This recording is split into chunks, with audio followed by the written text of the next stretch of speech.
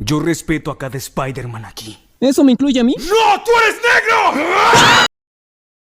Spider-Man es el superhéroe más mediático y reconocido de Marvel. Creo que son pocos los personajes de la Casa de las Ideas que han logrado trascender a la cultura pop de la forma en la que lo sigue haciendo, antes de la existencia del MCU. Por mi parte, Spider-Man es mi superhéroe favorito de todos los tiempos. Adoro las historias, el personaje en sí mismo, las películas, las series, los videojuegos, lo que representa y el concepto.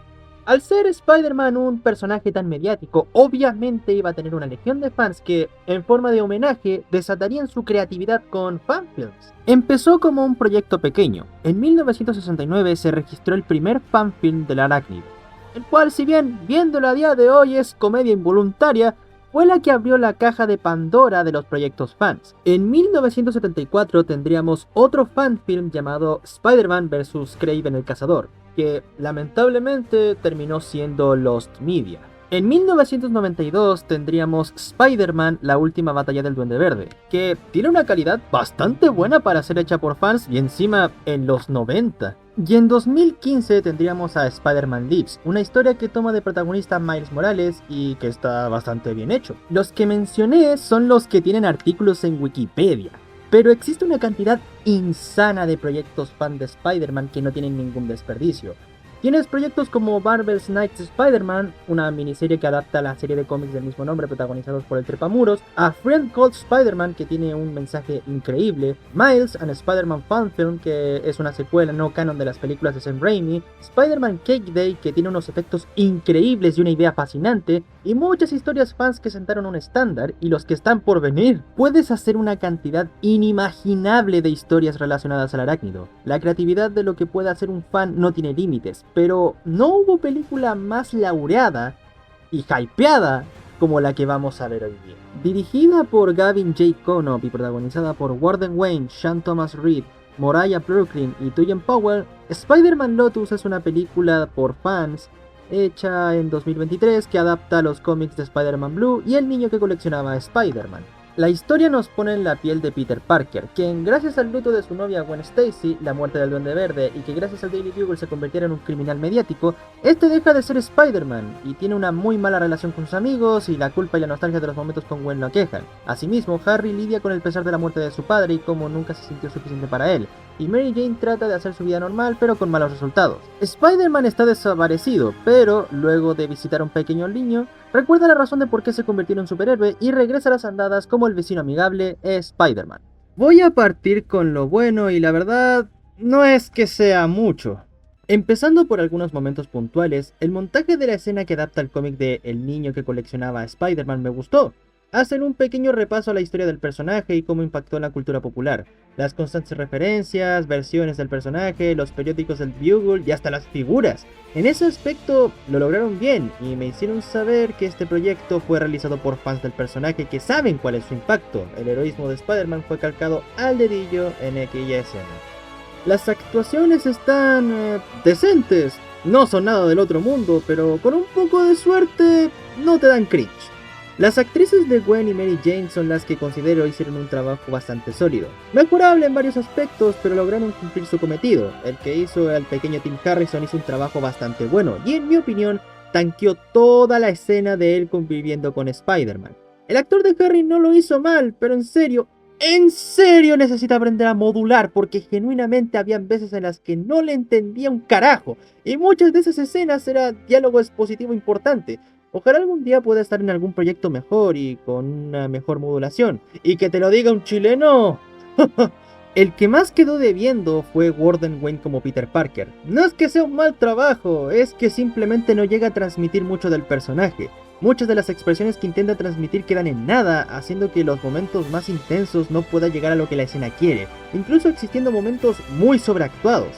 Tampoco ayuda con que la película confíe demasiado en su capacidad actoral, que lo pone en constante primeros planos, que demuestran que el chico necesita mejorar muchísimo su actuación. Pero al menos las actuaciones no son de vergüenza ajena como en otras producciones fan o incluso en películas de un presupuesto mucho mayor.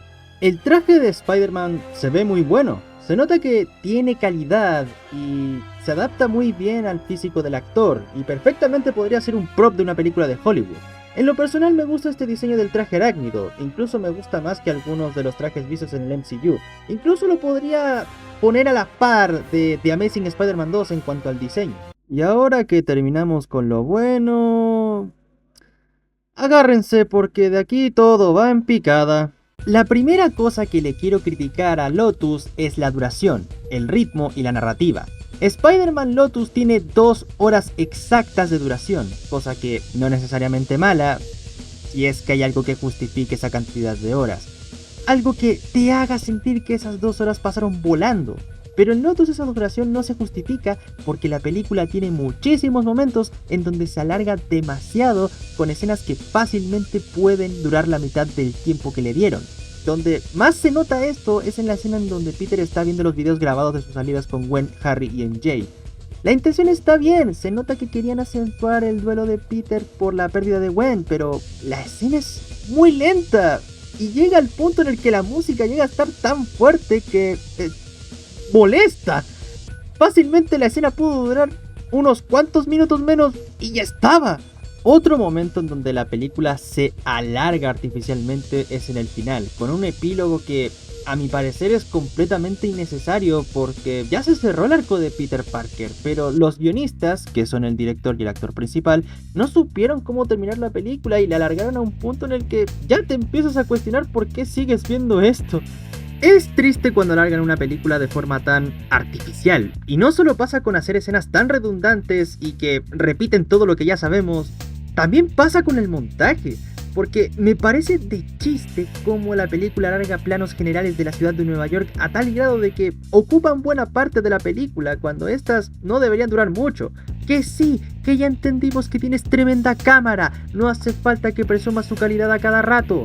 Eso solo hace que la película tenga tiempo muerto en donde simplemente no ocurre nada. Y no solo pasa con los planos generales, sino con escenas que dentro de todo no son un aporte y se siente más como un video musical indie para MTV. O sea, la escena de Harry deambulando por la ciudad es prueba de ello. Puedes quitarla y haría la película más amena de ver. Viejo, dura muchísimo y siento que no va a ninguna parte. La película dura demasiado para lo poco que está contando, porque para las 2 horas que dura son pocos los momentos en donde sientes que la trama está avanzando, y es mucho para hacer un fanfilm en donde la trama es Peter Parker sufriendo por la muerte de su novia. Viejo, Spider-Man Across the Spider-Verse dura 20 minutos más que Lotus, y la fui a ver 2 veces al cine, la primera en inglés y la segunda en español latino, y las disfruté ambas veces porque la historia te mantiene atrapado, y siempre hay algo interesante que ver en la pantalla, sean detalles interesantes por la animación o diálogos que te llaman la atención, y Lotus no tiene nada que te mantenga pegado a la pantalla, está llena de tiempo muerto y se siente muy artificialmente alargada. Y ya con la narrativa, la verdad es que me parece directamente mala. Todo parece estar contado al revés, la falta de impacto sobre la muerte de Gwen es palpable porque nos la cuentan primero y quitando todo factor emocional.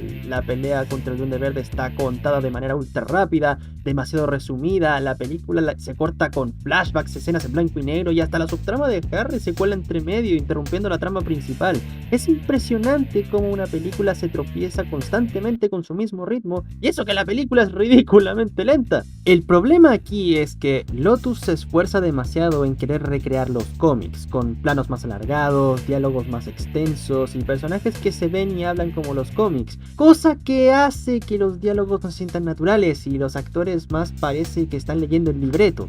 Prueba de esto es la escena de Harry y MJ en el auto, una conversación que ni parece diálogo, parece más un monólogo en donde hay como 3 planos y todos parecen querer emular a los cómics, sin conseguirlo porque las escenas se sienten muy poco genuinas. Ya sé que es pedirle mucho a un proyecto fan, después de todo son gente amateur o que no tiene experiencia, pero fue el mismo director el que dijo que podría hacer algo mejor que el MCU, quien esté libre de pecado que lance la primera piedra. Como película de Spider-Man también falla de manera estrepitosa y en este aspecto me recuerda muchísimo a la nefasta película de los Cuatro Fantásticos de 2015, ya que es una película de superhéroes en la que casi no vemos a los personajes del título en acción, y las pocas veces que vemos pelear a Spider-Man con algún villano, o la escena es muy mala o está muy mal montada. La escena de pelea contra Shocker es todo menos algo que verías en algo de Spider-Man, sea oficial o no, y la pelea contra el Duende Verde, que está plagada de cortes innecesarios para ocultar el hecho de que Gavin Conop no sabe dirigir escenas de acción. Eres fan de uno de los personajes más importantes del cómic actual y solo lo utilizas como 4 veces. Ni siquiera Far From Home o las 2 de Amazing tenían tan poco del arácnido en sus películas. Lo único que vale la pena de Spider-Man en Lotus son las escenas de balanceo, que están bastante buenas y de hecho son lo mejor que tiene la película.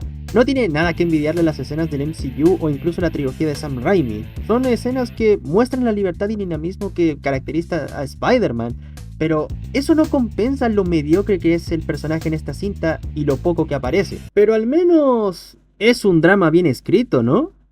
Bueno, no solo no es una buena película de drama, sino que falla de forma peor que en las escenas de acción. Spider-Man Lotus es un drama en donde todos los personajes son miserables. No hay ningún momento en donde los personajes no estén llorando, enojándose o peleando y gritándose uno con el otro.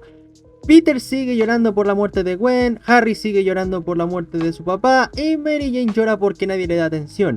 Y en ningún momento existe para dejar a los personajes respirar o disfrutar algún momento, hasta el punto en el que ya ni siquiera sientes un mínimo de empatía por ellos porque todos los personajes son un completo desagrado a los que no vale la pena seguir su historia.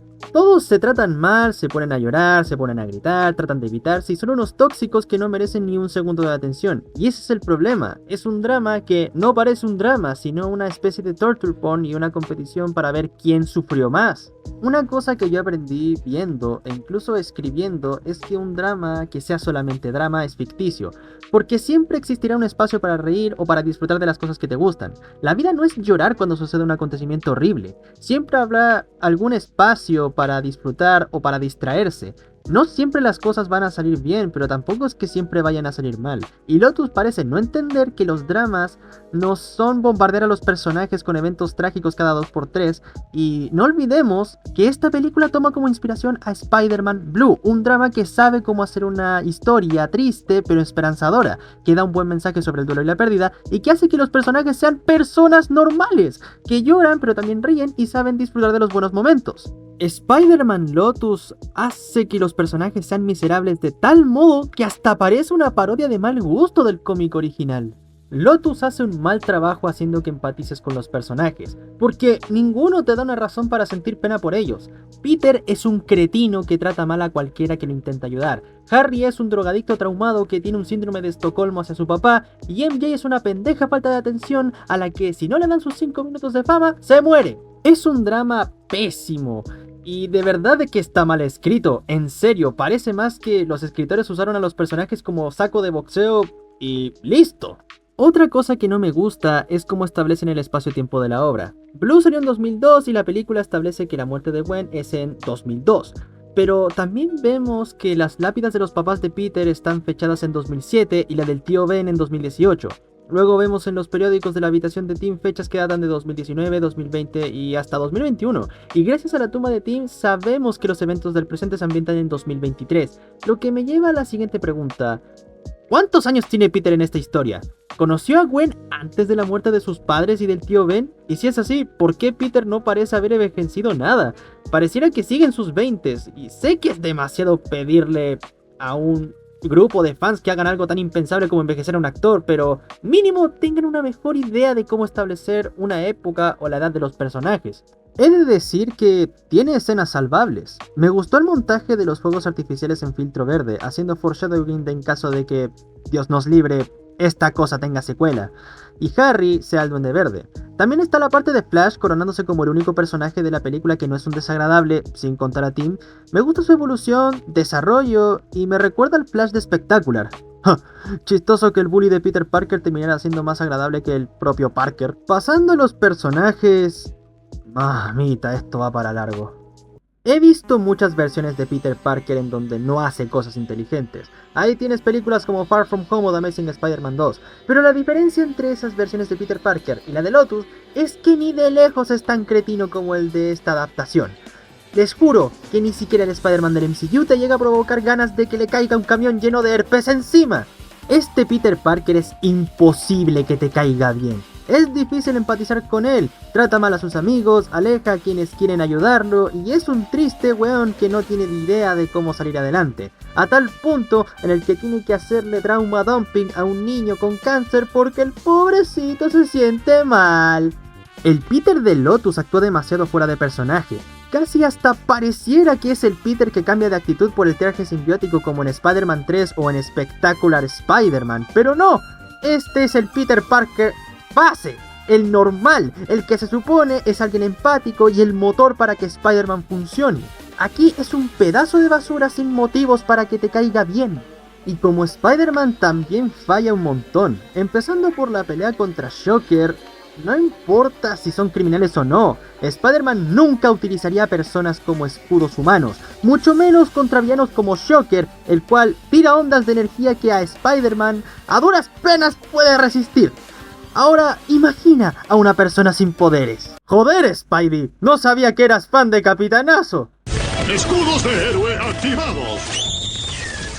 Y eso no es todo, la parte larguísima de Spider-Man en la casa de Tim Harrison también me parece muy mala, principalmente porque no solo vemos a Peter Parker en traje ajustado diciéndole todos sus traumas al niño con cáncer, sino que también le quiere quitar sus esperanzas en él y convencerlo de que no es un héroe, a lo que yo me pregunto, ¿en qué estaban pensando Warden y Gavin a la hora de escribir esto? ¿De verdad esta gente piensa que Spider-Man será tan hijo de la maraca como para quitarles las esperanzas sobre su héroe a un niño con cáncer? Spider-Man es un héroe que infunde esperanza, inspiración y seguridad, y ponerlo a hacerle trauma dumping a un niño que tiene sus días contados por su enfermedad terminal es ser un completo pendejo. Y sí, al final se redime, pero para empezar, estos momentos ni siquiera deberían existir. ¿Cómo putas adaptas mal el niño que coleccionaba Spider-Man?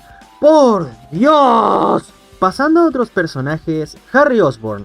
La verdad es que no solo es un traumado con síndrome de Estocolmo, sino que su trama no tiene motivos reales para que te importe, ni siquiera por si acaso. Nos muestran a Harry llorando y deteriorándose por su adicción a las drogas, pero no nos dan un motivo para que empaticemos con él. No nos muestran cómo Norman era con Harry más que audios puntuales, y eso hace que la trama de Harry no tenga punto, y solamente veamos a un sujeto random con ojeras dar vueltas por la ciudad de Nueva York y abrazado a una tumba. No nos muestran ni una pizca del trasfondo de la subtrama de Harry. De alguna forma, a Mary Jane la hicieron más tóxica en el Raimiverso, una mujer en sus 20s que tiene que siempre ser el centro de atención, y está tan desesperada por eso que hasta invita a Peter a una fiesta cuando ésta está en el cementerio. ¡Dios, niña, un poquito de decencia humana! La única razón de por qué quiere recuperar a sus amigos es por una razón súper egoísta, y de no ser por Flash Thompson no abriría los ojos. Dios, ¿en serio hay un personaje bien intencionado en esta película, aunque sea uno? En cuanto a otros personajes, como dije, el pequeño Tim tanqueó la escena del niño que coleccionaba Spider-Man. Es que es súper adorable y transmite bien la inocencia del Tim Harrison de los cómics. Flash, nuevamente, está sorprendentemente bien escrito y bueno, pues está bien, aunque no nos muestra mucho de ella. Básicamente está para morirse. Bueno, ahora que hablamos de los personajes, hablemos de la producción. Ok, creo que a estas alturas todo el mundo está al tanto de la polémica de Spider-Man Lotus, pero para las 2 o 3 personas que no lo sepan, la cosa va así. Spider-Man Lotus cuando se anunció fue hypeada por todo lo alto, muchos considerándola como el mejor fanfilm del personaje sin siquiera haber salido. Muchos youtubers estaban esperanzados de ver cómo iba a salir la cosa, e incluso personas de Hollywood como John Watts, director de las películas del MCU, y el legendario Andrew Garfield, alabaron el proyecto por su calidad visual.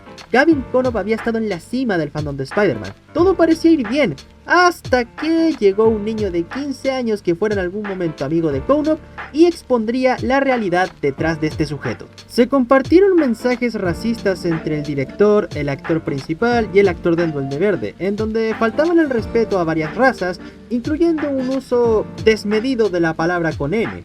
Sumado a esto, salieron varias declaraciones del equipo de VFX diciendo que eran explotados por su trabajo, y el mismo Conop decía no reconocer los esfuerzos del equipo de efectos visuales porque es un jodido fanfilm y deberían estar más agradecidos con la oportunidad que se les estaba dando. Entre más cosas tenemos a Conop hablando mal de la actriz de Gwen y de John Watts, el actor del Duende Verde que resultó ser groomer, robaron música de otras producciones y uno de los involucrados era una especie de Punisher Panther pero del fandom de Transformers. Cada vez que se acercaba el estreno, el proyecto no parecía tener un buen augurio. Salió y las reseñas fueron mixtas. A algunos no les pareció tan mala y otros como yo la consideran un bodrio. Pero todo el mundo está de acuerdo que los realizadores no solamente son unos racistas e irrespetuosos, sino que el director es un tremendo arrogante que pensó que podía hacer un trabajo superior a las cosas oficiales hechas por empresas multimillonarias. Pero al final terminó haciendo algo tan mediocre como las obras que critica. Básicamente, a Lotus le pasó lo mismo que a Sonic Omens, un proyecto que empezó como algo bien intencionado sobre una propiedad reconocida y terminaron destapando que los realizadores son unos perdedores basurientos con aires de grandeza. Ahora me pregunto, ¿las cosas hubieran sido diferentes si la funa no hubiera salido? Es decir, lo que hicieron Konop y compañía fue pésimo, de mal gusto y repudiable, pero no olvidemos que esto es un acto producto de un niño resentido de 15 años. Bien podría no haber pasado. ¿Tendríamos la misma opinión de Lotus? Yo creo que no, porque la gente se hubiera dado cuenta que esta película no habría por dónde tomarla, y sinceramente me alegra que esto saliera a la luz, no solo porque muestra qué tipo de personas hay detrás de Lotus, sino que nos salvamos de Spider tras alabando un producto mediocre. Por el lado del apartado visual, el trabajo es maravilloso, es quizás lo único remarcable en un producto tan mediocre como Lotus. La animación de Spider-Man se ve genial, está en el podio de los fanfilms con mejores efectos visuales junto a Cake Day, los balaceos se sienten dinámicos y llenos de personalidad, y los detalles de poner cosas relacionadas al universo del arácnido es un trabajo de calidad competente. Pasando al soundtrack, quitando lo que ya mencioné, es un trabajo competente y se nota el esfuerzo. Lamentablemente la música es demasiado insistente en acentuar lo que los personajes sienten. Es molesta y te rompe los tímpanos. Lotus con el soundtrack es como ese típico compañero de clase que lleva su bocina para que vean que tiene el gusto musical más pedorro que vas a ver en tu vida. Spider-Man Lotus nos enseña una lección importante. No porque algo lo haga un fan significa que va a ser mejor. Y no importa si conoces bien o eres un aficionado acérrimo a un personaje u obra. No significa que sabes escribir una historia. Lotus no funciona como una película de superhéroes, tampoco funciona como drama y por sobre todo, no funciona como una película de Spider-Man. No tiene nada que caracterice a una obra del personaje y encima todos sus problemas de producción hicieron que la cinta tuviera un pésimo augurio y una mierda de ejecución. Lotus se une a la santa trinidad de proyectos fans que están bien culeros junto a Superman Solar y el ya mencionado Sonic Omens. Lo bueno es que la gente se va dando cuenta de que pensar que los proyectos fans son inherentemente buenos es una equivocación, pero lamentablemente la gente también va a ser mucho más tibia cuando se anuncie otro proyecto fan. Por mi parte, Scott, dile a Far From Home y a The Amazing Spider-Man 2 que los perdono. Gracias por quedarte hasta el final. Sí, ya sé que hablar de Spider-Man Lotus ahora es patear un caballo muerto, pero si no lo hacía ahora, no lo hacía nunca. Muchas gracias por ver, no olvides suscribirte o darle a like, y si quieres más reseñas, no olvides a pasarte por aquí de vez en cuando. Soy el Conejo con Mochila, y me despido.